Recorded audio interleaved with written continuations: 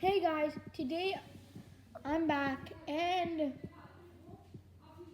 it's here with the best is on deck. okay. Here's my hand.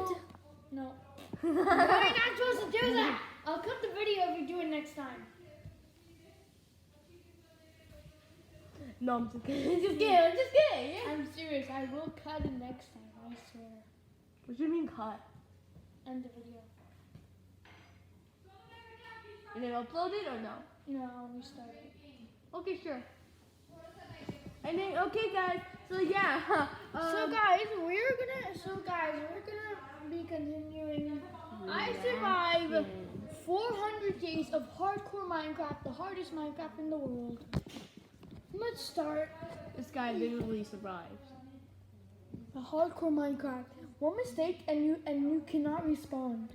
Yeah. So In this video, I'm going once to Mr. attempt Beast did to it, survive. and then For 100 days. for 100 days, and then if he lost, the world is deleted forever. Okay. 400 days in Minecraft Hardcore. Surviving 100 days, 200 days, and even 300 days was extremely difficult. But now, it's time for 400 days. So, let's do it. But before we do, here is what we did in 300 days. I Oh, what- constructed some automatic farms to make resource gathering a whole lot easier and efficient. I attempted to battle and defeat the Wither and the Oh. Ender Dragon at the exact same time in the exact same location. And I also won an intense battle against a woodland mansion. That's what I did in 300 days. Now, here are some things I want to get done in 400 days. The first thing I want to do is defeat a raid. The second thing I would like to do is expand my island by constructing some more builds, and I also want to get a bunch of valuables as well. And, well, the final thing I want to do is to complete all of the hardest advancements that the game has to offer. So it's not going to be easy. I'm really excited to see what we can get done in 400 days. So with that being said, let the 400 days begin.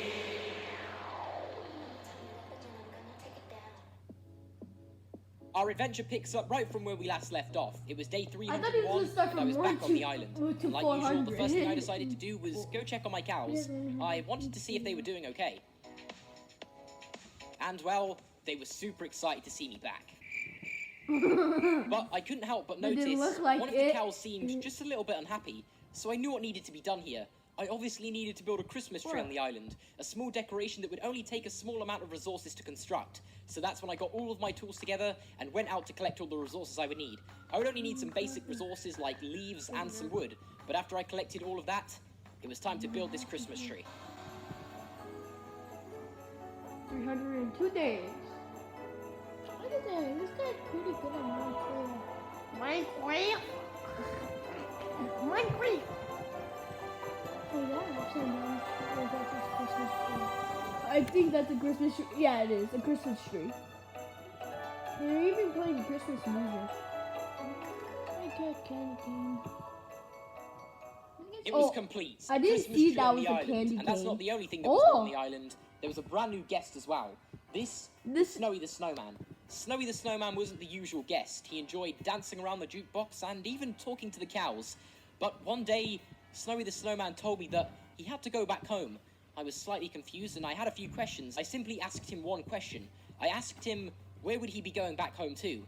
And that's when he told me that I could come and visit him. So I agreed and we went to Snowy the Snowman's home. I was interested to see what it was like. When I arrived at his home, I couldn't quite believe what I was seeing. It's almost like his home was my server. Oh, wait a minute.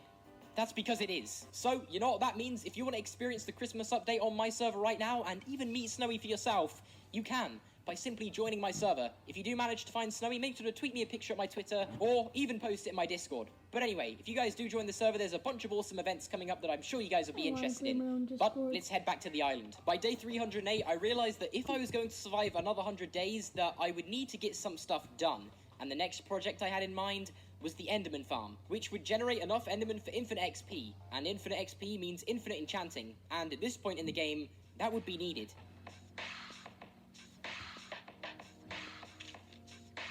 So after clearing out all of my shulker boxes into my storage room, I then began gathering some supplies for the Enderman farm. I would need things like cobblestone, wool, leaves, and a bunch of other stuff that I would spend day 311 creating. I made things like hoppers, ladders, and even some carpets. But I couldn't simply walk into the end and just build this Enderman farm. If you remember from the last 100 days, there was a wither waiting in there for me. I couldn't quite defeat it in the last 100 days, which means that I would have to face it again if I was even going to get close to building this Enderman farm.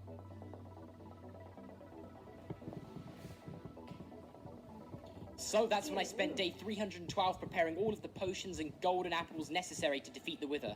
I couldn't quite get rid of it in the last 100 days, so I knew what I was about to get myself into. The wither was causing a lot of chaos in the end, and it couldn't go on for any longer. Oh gosh. So, because of how risky this fight was about to be, I glanced around my island and said goodbye to my cows, because it may be the last time I ever get to see them again. The wither was not going to be easy. I checked my inventory one last time to double check I had everything I would need, because there would be no second chances in this fight, so I needed to get everything correct. As I stood over the end portal, I threw my potions down and prepared. It was time to end the chaos this wither was causing. The foolish decision I had to take on this beast had to be done. As I flew over the end and saw the wither, I hesitated slightly. I was a bit nervous. I was aware of the damage the wither could deal, but there was no going back now. I swapped my elytras out for my netherite chestplate so I could take some more damage.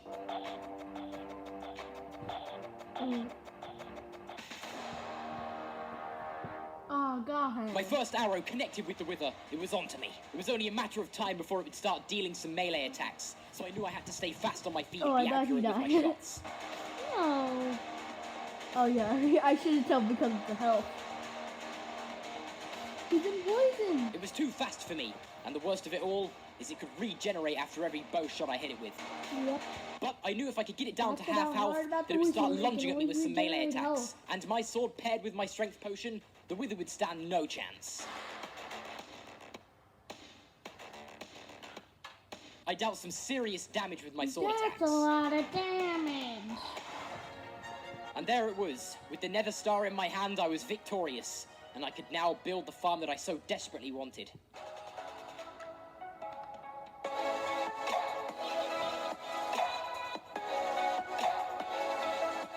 It's in the wall. If he dies right here, that's it. I think he won't die. Hopefully. If he dies, that means I have to end the series here.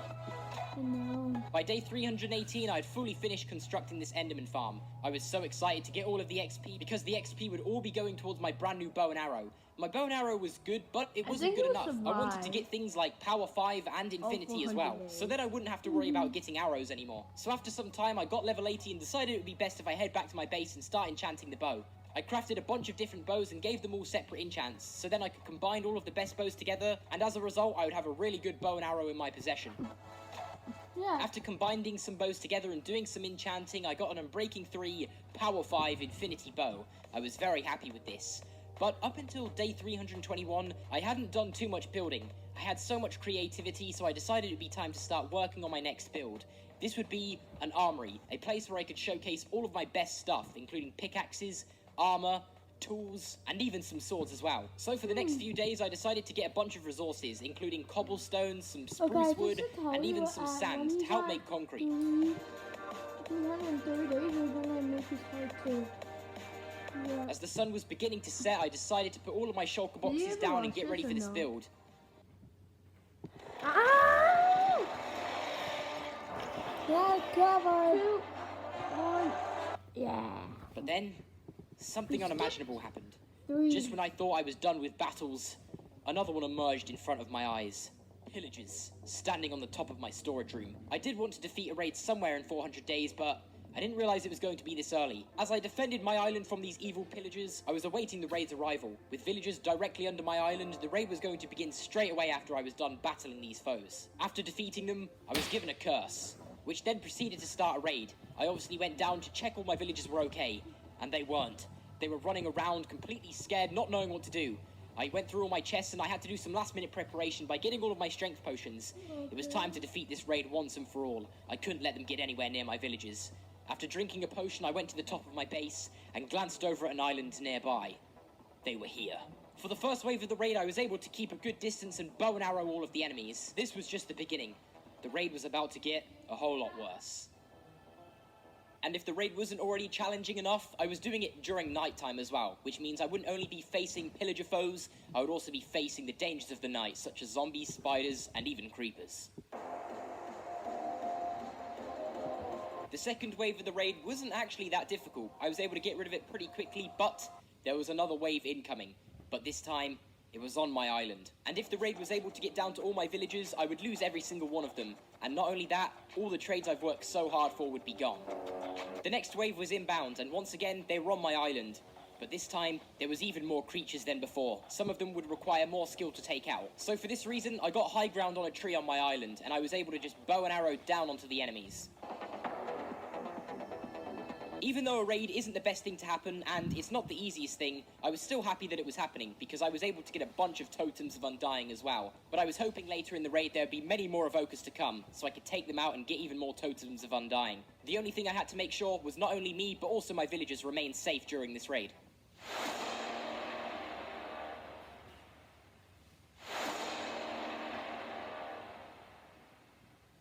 The time had come. It was now time to face the final wave of the raid, and I really wasn't looking forward to this one. I knew it was going to be the most difficult wave that I've had to face yet. I was able to jump around and deal some critical hits to all of the pillagers, but these were the least of my worries. Things like witches and even ravagers were the things that I was worried about getting to my island.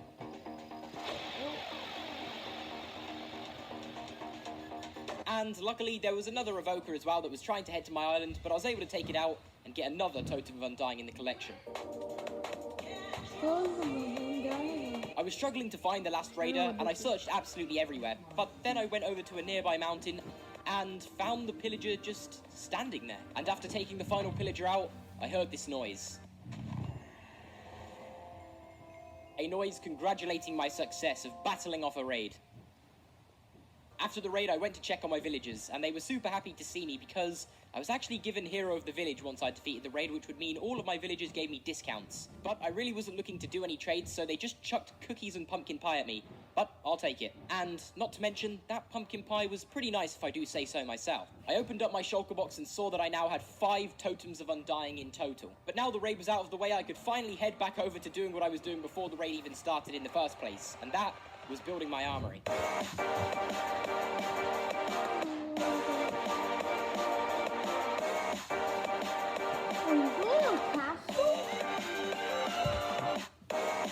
Okay guys, that's it. He's on day 32. He's on day 32. As always, leave a like and subscribe. And yeah, bye.